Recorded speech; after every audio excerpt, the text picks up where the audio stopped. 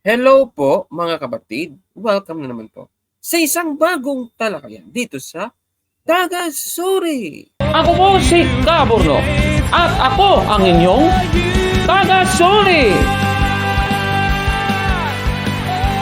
Sa puntong ito ng ating programa, kung hindi ka pa nakasubscribe, pakiclick po ng subscribe button at ang notification bell para updated po tayo sa ating mga susunod na videos. Kaya, let's go at simulan na natin!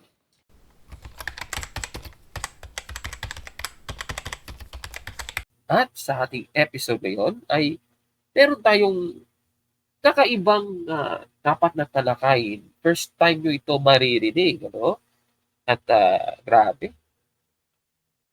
Tignan ninyo at baka mamaya meron kayong mga matututunan sa ating episode ngayon. At para masamahan ako dito, kasama natin muli si Kapatida Gabriel de Guzman. Brother Gabriel, magandang araw sa iyo, bro. Tayo, naka-off mic.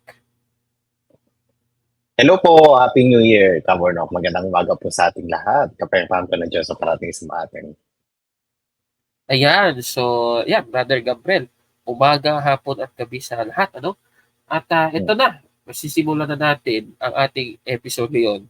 Dahil, siyempre, naalala mo ba, Brother Gabriel, inaakusahan tayo ng mga taga-iglesia ni Cristo ni Manalo na tayo daw ay mga pagano daw dahil nagse-celebrate daw tayo ng Pasko na hango daw sa mga pagano at ilang beses na nating na-debunk yan sa ating programa. Pero paano kaya ang mga taga-iglesia ni Cristo ni Manalo? Guilty ba sila sa pag-celebrate ng isang paganong pista? Yan po ang ating tatalakayin na ngayon, kapatid na Gabriel. Pero bago mo na yan, ay magdasal muna tayo.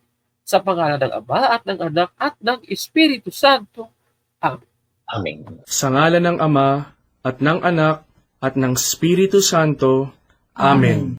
Ama namin, sumasalangit ka, sambahin ang ngalan mo, mapasa amin ang kaharian mo, sundin ang loob mo, dito sa lupa, para ng sa langit. Bigyan mo kami ngayon ng aming kakanin sa araw-araw at patawarin mo kami sa aming mga sala para ng pagpapatawad namin sa nagkakasala sa amin at huwag mo kaming ipahintulot sa tukso at iadya mo kami sa lahat ng masama. Amen. Sa ngalan ng Ama, at ng Anak, at ng Espiritu Santo. Amen. Amen! Ayan, eto na, kapatid na Gabriel. Sisimulan na natin ang ating episode ngayon, pero bago muna natin umpisahan, ay bibigyan ko muna ng paglilinaw ito, ano? Para sabihin ng iba, kayong mga Katoliko, nag-celebrate din kayo ng New Year. O ganito po yun, ha? Sa Iglesia Katolika, bilang isang sagrado at banal na institusyon, hindi po tayo nag-celebrate ng New Year, kapatid na Gabriel, sa January 1. Yung New Year natin ay yung liturgical calendar na New Year na ito po ay nakatatak doon sa, pumapatak yun sa unang araw ng Adviento, ano, Brother Gabriel, di ba ganun yun? First Sunday of Advent, hindi ako nagkakamali. Kaya nga kung magmisa, kung sa misa, ay binabati natin ng ating mga kapatid during first Sunday of Advent na Happy New Year, di ba? Binabati natin yung mga kapatid. Oo. Ganun po yun.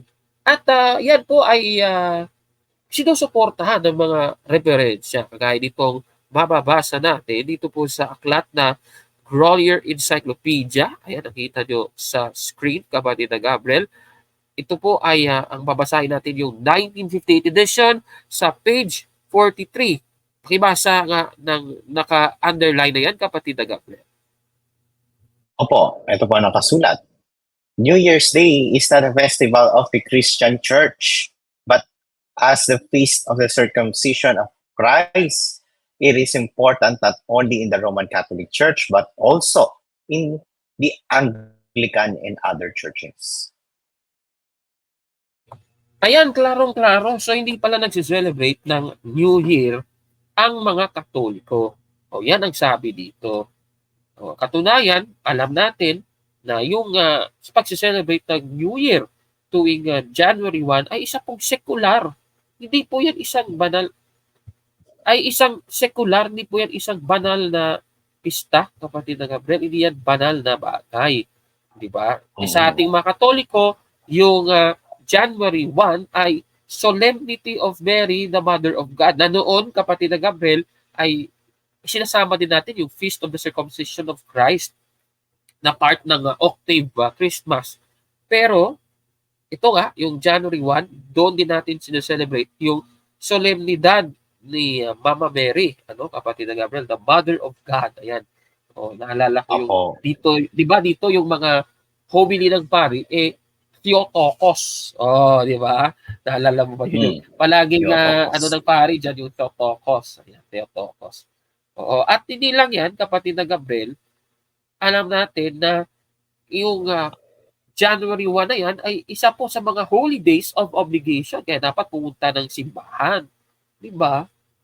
So pupunta ka ng simbahan, hindi dahil sa New Year. Walang fireworks, wala pong ganon. Di ba? Yung ginagawa sa January 1 ay ipinagdiriwang, isinasaalaala ang pagiging Mother of God ng Inang Birheng Maria. Di ba? Ganon yun, kapatid na Gabriel. So, Amen. So, ulitin natin, isa pong secular, labas po yun sa pananampalataya natin, ang pag-celebrate ng New Year na may fireworks, may mga paputok. Pero kung ako sa inyo, mga kapatid nating Katoliko, ito, sasabihin ko na lang ito, sana, huwag na natin masyadong bigyang importansya yung New Year na yan.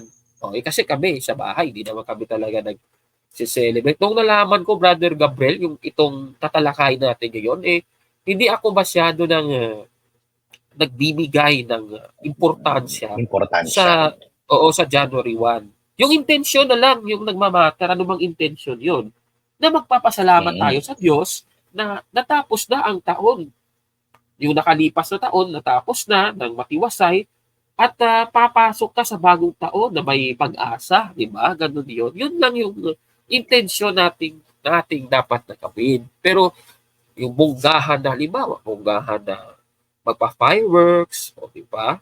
Yan po ang ating tatalakayin. Di ba? So, alam mo naman, kapatid na Gabriel, sa Iglesia ni Cristo ni Manalo, alam mo ba, talagang isinasama nila yan sa banal na gawain ang mag-celebrate ng New Year, kapatid na Gabriel. Alam mo ba yun? New Year, ayan. Oo. Sineselebrate nila yan. Ito ipakita natin sa screen yung mga batayan natin. Kasi baka sasabihin nyo naman, chismoso ako. Ito. Mula noon, ipakita ko sa inyo. Ayan, ito, Pasugo Magazine ito. Lumang-luma na ito, Brother Gabriel. Archaic na ito, Ayan, 1953 edition 53, ito. wow! Yan, meron tayong kopya niyan, Maraming salamat sa nagbigay sa atin ito. Ayan, pinicturehan kasi niya, sinend sa atin. Di ba? Yung isa sa ating mga kaibigan. Walang iba, di si Brother Wendell. Presyo pa, kaburnok. Si Brother Wendell lang nagbigay. 35 centimos. Thanks. Binibenta pa pala nung araw yung Pasugo, yan, alam na namin, kayo, diba? Yung nasa larawan, Eranio Manalo ata yan, si Eranio Manalo. Yan, Eranio na pala yan. See. Yan, Pasugo, tinig ng Iglesia ni Cristo sa Kapuluang Pilipinas. Ipakita natin, yung front page, ang Pangulong Tudling, ang sabi, bagong taon na naman. Basahin mo nga yung sentence na yan, kapatid na Gabriel, ang nakalagay. Opo. Ganito ang dapat gawin sa bagong taong ito at sa mga bagong taon pang darating. Aba! Di ba? Meaning, inaalala nila yung bagong taon. Katunayan, ano bang ginagawa nila sa bagong taon na yan, kapatid na Gabriel? Ano bang ginagawa nila? Ito, pakita natin sa screen. Mapakayabang pa nila na pinagmamalaki nila ito.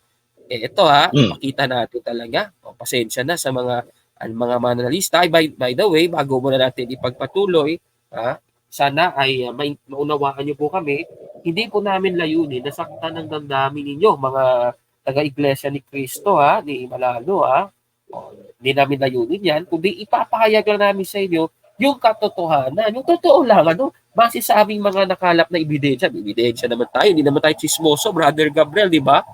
Ito Mm-mm. ipakita natin na sa screen itong ebidensyang ito bagong pasugo ito. Ayan yung pasugo magazine na ito ay ipapakita lang natin yung nakalagay ano. Yan po ay January 2016. Kapatid na Gabriel na edition ano, na issue. Ayan nakikita nyo yan. Ganito yung sinasabi. Pinagmamalaki talaga nila. Ayan nakikita mo ba yung larawan sa taas? O di ba merong Opo. fireworks? Oo, kasi yung Philippine Arena at yung Iglesia ni Cristo, kapatid na Gabriel, nakapasok sa Guinness World of Yes. Records. Oh, yan, no? Grabe naman. O yan basahin mo nga nakalagay, papalakihin lang natin Merong caption yan O ito, basahin mo nga kapatid na Gabriel, ayan yung caption. Ito, basahin mo nga. Greeting the New Year. Yan. The Iglesia ni Cristo holds the official Guinness World Records. Largest fireworks display, most sparklers lit simultaneously, single venue, and longest line of sparklers lit in a relay. Ayan. O yan ang pinagmamalaki nila. Nakapasok sila sa Guinness World of Records. Diba? O yan ang tatalakay natin. Ibig sabihin, parte talaga ng sistema nila sa banal na gawain ang pagkaroon ng New Year, kapatid na Gabriel. O di ba? Katunayan, may mga mababasa tayo sa kanilang mga Facebook pages. Kagaya nito, ipapakita na natin sa screen. Yan yan Happy New Year po. Ayan may mga pa yan may Bible verse pa. Ayan you never stop praying daw ika. O yan Happy New Year, mahal pong kapatid. O di ba? Grabe naman. Ganon sila katindi. Yan. Ngayon, kapatid na Gabriel, hindi lang yan. Kahit nga sa mga social media pages nila, ipakita ko lang sa inyo. Itong video Ayan hindi na natin lalagyan ng ano ang tawag diyan ng audio o Audio. sound. Baka ma-copyright tayo. Ayan merong countdown yan. Yung promoting Christian culture. Galing po yan sa kanilang galing yan sa kanilang Brother Gabriel, sa kanilang FB page. YouTube account ata ito. YouTube account. YouTube channel. Yung sa INC, ano ba yun? INC TV, kung di ako nagkakamali. Tapos, ano ba mangyayari kung malapit na? Ayan malapit na yan mamaya may countdown pa Oo, magka-countdown pa yan, di ba? Taga-INC yung gumagawa niyan, di ba? Countdown ng countdown. Tayo din magka-countdown din daw. Yung iba tatalon-talon sa pintuan, wag niyong sundin yan yung mga superstitious belief pa. Walang ganyan yung daw. Tapos polka dots daw. Polka dots. Bukas na bilog. Ayan nakikita niyo na yan yung Philippine Arena na yan, nakikita niyo sa screen malapit na yan tingnan natin. Zero. Di mo man Ayun, pagka zero, ayan merong fireworks. Ayan. Paputok sa kanila na. yan, di yan sa atin. Papatok na. Kanilang in-endorse yan. So, ibig sabihin, ito yung mga patunay at napakadami pa, kapatid na Gabriel, na ipinagdiriwang nilang bagong taon. Alam mo ba kung bakit ganun? Na ipinagdiriwang nilang bagong taon? Kasi, ayaw nila ng Pasko. Kasi daw yung Pasko galing sa pagano. Bumabawi sila sa bagong taon. Ganon ang nangyayari. Pero hindi nila alam, Brother Gabriel, delikado yung ginagawa nilang yan. Bakit Naku, po? delikado po yan. Yan ang tatalakay natin. Kaya nga sa Iglesia Katolika, never tayo. Yung mga pari ba, nakakita ka ba ng mga pari na nagsiselebrate ng New Year? Sa misa, Happy New Year, mga kapatid. Walang ganun. Sekular na lang yun sa mga Katoliko. Hindi yan kasama Secular. sa gawain, sa mga gawain ng Iglesia Katolika per se. Kasi nga, hindi siya kasama sa liturgical calendar nating mga Katoliko. Parang ganito din, halimbawa, yung Labor Day. Di ba? Merong Labor Day. Parang ganun din yung New Year nating mga Katoliko sa January 1. Parang we are treating it as parang Labor Day, parang ano pa ba yung mga pwedeng example? Yung mga Rizal Day, di ba? So, yan, actually, ina-adapt lang natin yung New Year sa ibang bansa. Ganun yun. Kasi hindi naman January 1 yung lahat ng bansa, hindi naman January 1 yung New Year. Di ba, Brother Mhm. Gabriel? Oo. Tama po. Sa China, iba yung Oo. calendar nila dun eh. Oo, at baka mapanood dito ni Ruel Acaso na si Alpha Palpa. O, sagutin mo nga ito, sige nga. O, naalala ko, nakita na namin yung Brother Gabriel, yung mukha ni Ruel Yung, Acaso. Oo, oh, oo, syempre, magaling naman talaga yung bumida ating siguro IT. yan. Oo, pinasa natin yan kay Brother Hamsky Ray. O, kaya si Hamsky Ray, Nice. pinost na niya. O, di Ay, ba? oo. Ay, maganda. Sinungaling talaga Nice, yan. nice, Grabe nice. talaga manira yan sa sa Iglesia Katolika, lalong-lalo na kay Mama Mary, Brother Gabriel. Diba? Matindi galit yan sa amin. Mga tampalasan yan. O, ngayon, heto. Ano ba ang totoong kwento sa likod ng New Year? Ito, umpisa natin. Pasensya na sa mga nag-celebrate ng New Year ng mga Katoliko dahil meron pong masakit, masalimuot na background ang pag-celebrate ng New Year kagaya ng ginagawa natin sa sekular. Babasahin natin ang nasa aklat na The World Book Encyclopedia, Volume 14, kapatid na Gabriel, sa 2000 edition sa page 289. Ito ang sabi, pakibasa kapatid na Gabriel. Opo, ito po nakasulat. In early times, the ancient Romans gave each other New Year's gifts of branches from sacred trees. In latter years, they gave gold-covered nuts or coins imprinted with pictures of Janus, the god of gates, doors, and beginnings. January was named after Janus, who had two faces, one looking forward and the other looking backward. In addition to giving gifts to each other, Romans also brought gifts to the emperor. The emperors eventually began to demand such gifts, but the Christian church outlawed this custom and certain other pagan New Year's practices in AD 567. Ayan, klarong-klaro. Ibig sabihin, ang pag-celebrate ng New Year ay nagmula po sa gawaing pagano. O di ba? Klarong-klaro Ako yan, po, kapatid na Gabriel. O di ba? O, kaya pala yung Iglesia Katolika, ayon po sa ating nabasa, kapatid na Gabriel, na outlaw po, inalis po yan, hindi po yan ginagawa ng mga Kristiyano. Ay nakikita nyo sa screen, kapatid na Gabriel. Kaya pala sa Iglesia Katolika, hindi natin binibigyan yan ng importansya. Di ba? Yan pala. Tapos, pinagmamalaki pa nila yung yung fireworks na yan. Ayan, yung mga fireworks. Yung nagmamalaki nila yan sa Iglesia ni Cristo ni Manalo. Pero wala silang alam, Brother na Gabriel, na ang unang gumamit ng pasensya na, pasensya na po. Yung una pong gumamit ng mga fireworks na yan, ayon sa history, galing po yan sa pagano. Alam mo ba kung sino yung unang gumamit yan? Yung mga nag-persecute sa mga unang Kristiyano. Ito ipakita natin sa ipakita natin sa screen ha. Pasensya na, ito ang katotohanan ha. Ito, basahin natin. Itong nakasulat sa The Horrible History of Fireworks, kapatid na Gabriel, na ito isang website ito. Pakibasa, kapatid na Gabriel, yung sa Tagalog. Opo, ayan. By the way, ito ay galing sa epicfireworks.com. Yan. Karamihan sa mga Romanong emperador ay hindi matatag at pinakamasama. Ayan, positibong tikotiko. Ngunit wala nang iba, kaya ang baliw si Emperador Nero. Ayan, Nero. Talagang hinamak ni Nero ang mga Kristiyano at Kristyanismo. Ang relihiyon noong panahong iyon ay karaniwang nagpapahiwatig na ang emperador ay Diyos. Samantalang ang Kristyanismo ay talagang humawak sa puso at pananampalataya ng mga tao sa Roma pagkatapos ng kamatayan ni Jesus sa kamay ni Poncio Pilato sa ilalim ng pagtuturo ni Emperador Tiberius noong unang siglo.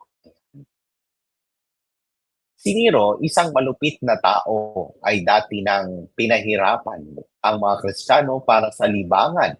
Binuhusan sila ng alkitran. Ayan. Ako, napakahirap na. At nilagyan ng pansamantalang mitsa sa kanilang mga ulo bago sila tindihan ng apoy. Kilala siyang tumatawa sa mga hiyawan na naririnig niya habang ang mga alipin ay namatay sa matinding sakit. Isa pang magandang piraso ng pyro na may kakilakilabot na kasaysayan. Oh, yan ang katotohanan, no? Yung mga unang Kristiyano pala, binubuhusan ng Biktima. alkitran. Yung alkitran, yun yung coal tar, Brother Gabriel, yung maitim na kung sa yung espalto. Parang espalto yung itsura niya, binubuhos sa iyong ulo. Tapos nilalagyan ka ng tali. Tapos sisindihan ka ngayon. Pag sindi sa'yo, para kang fireworks. Ganun ang lalabas. Crazy, Diba? I see. Oo, kaya yung iyong hiyawan, iiyak ka, natutuwa doon si Emperador Nero. Yan ang katotohanan dyan, kapatid na Gabriel. Pasensya na sa mga nagpa-fireworks dyan. Yan ang history ng fireworks. Ngayon, galing pala sa pagano. Tanungin natin ang mga ministro ni Manalo, kapatid na Gabriel. Kapatid na Gabriel. Ang pagsamba ba na galing sa mga pagano, ito ba ay ayon sa Biblia? Tanungin natin mismo ang mga ministro ni Manalo, ibabalik natin sa kanila ang kanilang sinasabi. Panoorin natin. Baka naman walang masama o problema, kapatid na Bobby, na ang pagsambat paglilingkod ay gawain na hango o mula sa mga pagano. Baka yun po ang iniisip nyo. Kaya itanong po natin, anong uring tao po ba ang mga pagano ayon sa mga apostol? Mabigat ang pahayag na ito na ni Apostol Pablo na babasahin po namin sa inyo. Pero mga mahal na taga-subaybay, huwag po naman sana kayong magdaramdam doon sa ating babasahin sapagkat ito po ay katotohanang nakasulat po sa Biblia. Sige ha. Kayo ha. I see. Sige. Kayong mga iglesia ni Cristo ni Manalo, nagsiselebrate kayo ng New Year. Kayo, mga pagano din kayo ha. Ngayon, sa inyo ito bumabalik. Dapat hindi kayo masaktan, sabi ni Bobby Fernandez, Brother Gabriel. Di ba? Ituloy natin ang pahayag ni Bobby Fernandez, kapatid na Gabriel. Dito po sa Efeso 4:17 hanggang 19, ganito po ang pahayag ni Apostol Pablo. Kaya't ito ang masasabi ko sa pangalan ng Panginoon. Huwag na kayong mabuhay na gaya ng mga paganong walang kabuluhan ang mga iniisip at nadirimlan ang kaisipan dahil wala silang pagkaunawa at matigas ang kanilang puso. Hiwalay sila sa buhay na mula sa Diyos. Manhid na sila at isinuko ang kanilang mga sarili sa malalaswang gawain. Nasugapan na sila sa paggawa ng lahat ng karumihan. Ito po ang pahayag ng Biblia na ang mga pagano madilim ang isipan, walang pagkaunawa, matigas ang puso, manhid na sila at isinuko ang kanilang sarili sa malalaswang gawain at nasugapa sa lahat ng karumihan. Kapatid na Michael. Di ba? Sila nagsabi niya na di tayo. Bumabalik sa kanila ngayon yung kanilang mga sinasabi. Tanong, ito naman. Masama ba ang paggawa ng mga gawain na nagmula sa pagano kahit nga isinakristyano? Balikan natin yung kanilang mga pahayag kasi bumabalik sa kanila. Panoorin na. Na ang tao ay mahulog sa gawaing hango sa pagano kahit pa po ito ay isinasa Kristiyano. Kaya masama po na ang tao ay mahulog sa gawaing hango sa pagano kahit pa po ito ay isinasa Kristiyano. Ayan. So yan pala, masama daw. Pero sila gumagawa niyan. Sila Double pala, standard. anong tawag dyan? Double standard, Brother Gabriel, at ayon sa Biblia. Ano ba ang sinasabi ng Biblia tungkol sa mga double standard?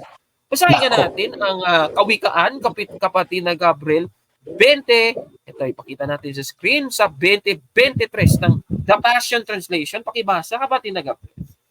The Lord hates double standards. That's hypocrisy at its worst. Ayan. Nako, impokrito pala. Ngayon, ito ang masaklap. Tayo mga Katoliko, hindi tayo hindi natin sinasali sa banal na gawain, kapatid na Gabriel, ang pag-celebrate ng New Year. Wala kang lang makikita mga simbahan na may fireworks display. Walang ganon. Diba? Oh, diba? Kanila, ina-integrate nila sa kanilang iglesia. Kaya nga, iglesia ni Cristo nagkaroon ng Guinness World of Record dahil sa fireworks display nila. O diba, ika-impokrituhan talaga. O ngayon, ito Yes. O ito ulitin na natin O, yung Iglesia Katolika, hindi po isinasali ang New Year sa January 1, kapatid na Gabriel, sa ating mga celebration, kapatid na Gabriel. Klaro-klaro po yan, O, ngayon, ito ito magandang tanong. Magandang tanong ito. Maliligtas ba? Ulitin natin, galing mismo sa mga ministro ni Manalo. Ang tanong, maliligtas ba ang mga pagano? Sila ang tanongin natin, hindi tayong sasagot. Hindi tayo. Sila mismo. Panoorin natin. Maliligtas ba ang mga pagano, kapatid na Bobby? Yan ang masakit na katotohanan. Hindi maliligtas, kapatid na Michael. At hindi ang tayo ang may sabi nito.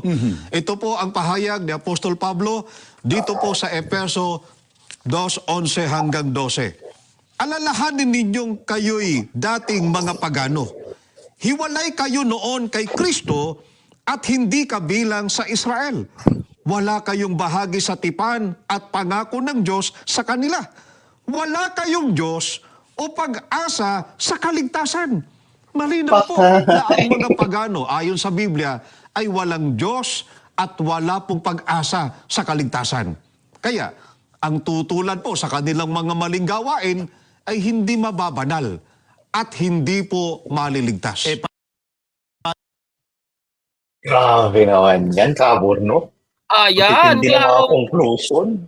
O, di ba? Klarong-klaro yan. O, tanong, maliligtas ba sila dahil sila nag-celebrate ng New Year? Isinasama sa kanilang iglesia na mga gawain. Hindi kayo maliligtas. O, prangkahan na yan. O, yan ang masasabi natin. Aral nila yun, Kaborno. Aral nila yun, Sila mismo nagsabi niyan. Oo, hindi ako nagsabi niyan, Ulitin ko, Oo. hindi ko yun sinabi. Sinabi nila yan. Galing sa bibig nila yan. O, nagse-celebrate sila ng New Year? Yes.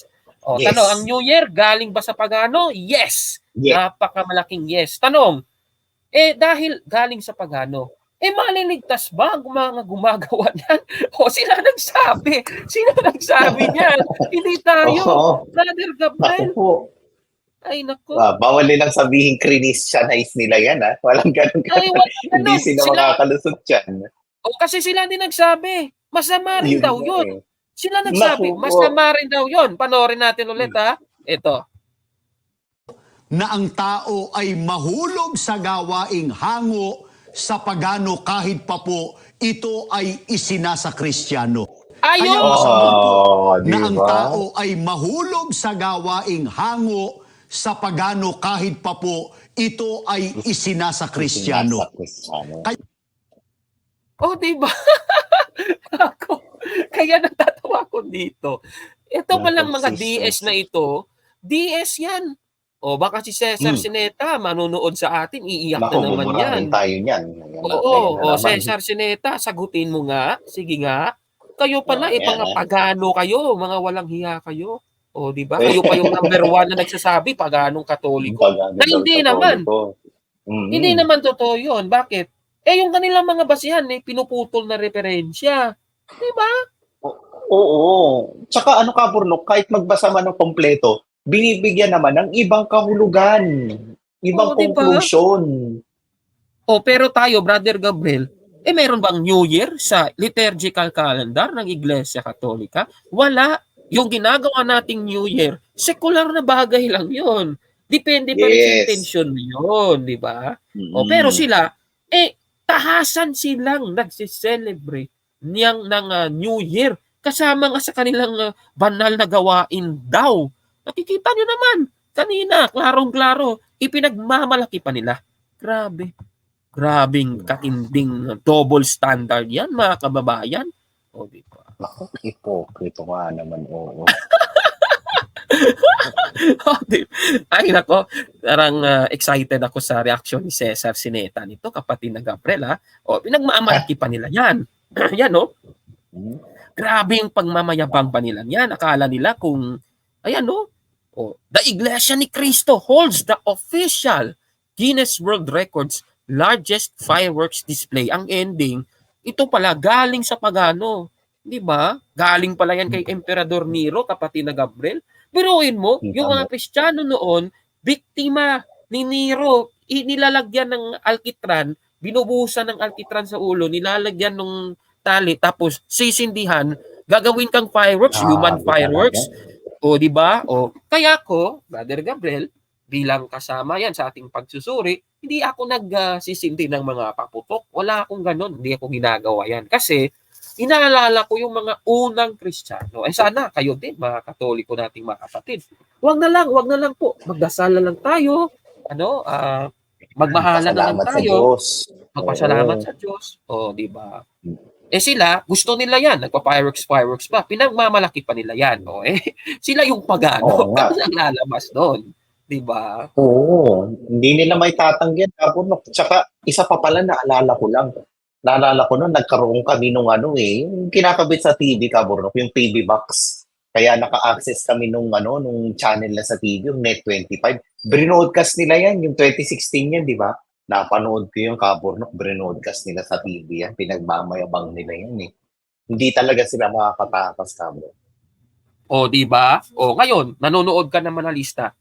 Diyan ka ba aanib? Alis ka na, magkatoliko ka na. Dahil si Iglesia Katolika, hindi ba nga pagano? Ayun, sila yung mga pagano. Di ba? Yan ang masasabi natin. Ulitin na natin, hindi po natin layunin na saktan ng mga damdamin ng mga taga-Iglesia ni Cristo ni Manalo. Ang katotohanan lang, nangangaralan po kami at totoo lang po ang amin. Sumasagot lang tayo. Totoo lang naman yung sinasabi natin. Sila nagsabi niyan, hindi naman po tayo. Ulitin lang natin. Gusto ko talagang iulit-ulitin ito. Kung maliligtas ba, ulitin lang natin, maliligtas ba ang mga pagano o yung mga gumagawa ng mga pagano daw? Ito, panoorin. Sila nagsabi nito, ha? Maliligtas ba ang mga pagano, kapatid na Bobby? Yan ang masakit na katotohanan. Hindi maliligtas, kapatid na Michael. Hindi ang tayo ang may sabi nito.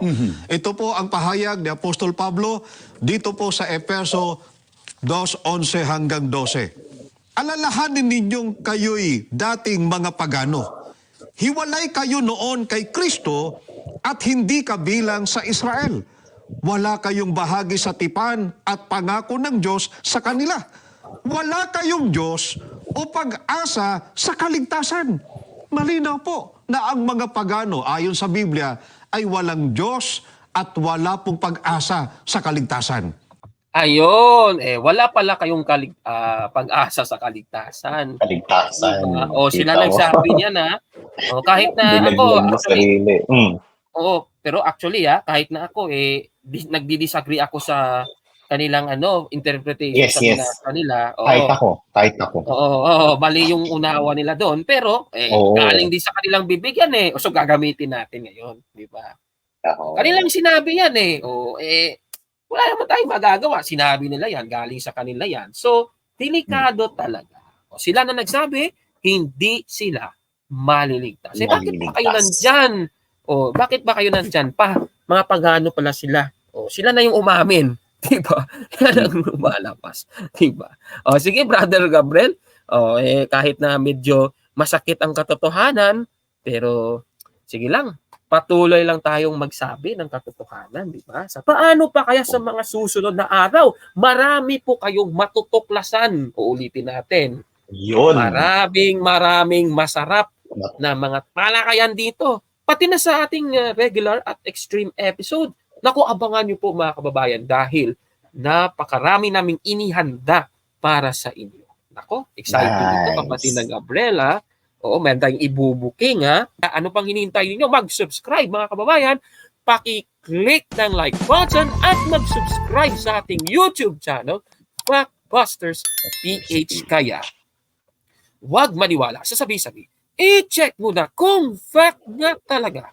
Hanggang sa susunod na episode, kasama si kapatid na Gabriel de Guzman. Ako po si Gaborno at kabayang inyong taga-suri. Diba? Brother Gabriel, baka aanib ka rin sa kanila dyan, ha? Nako. Ay, hindi. Wala tayong ganyan. Cesar Sineta, alis ka na, magkatoliko ka na habang buhay ka pa. Naku, ewan ko sa'yo. Bahala ka dyan. Sige na, babay na mga kapatid. Baka mamaya yan, maririnig na natin yung testimony ni Cesar Sineta. Ha? Bye po. Yun. Oo, bye po mga kapatid. O, diba?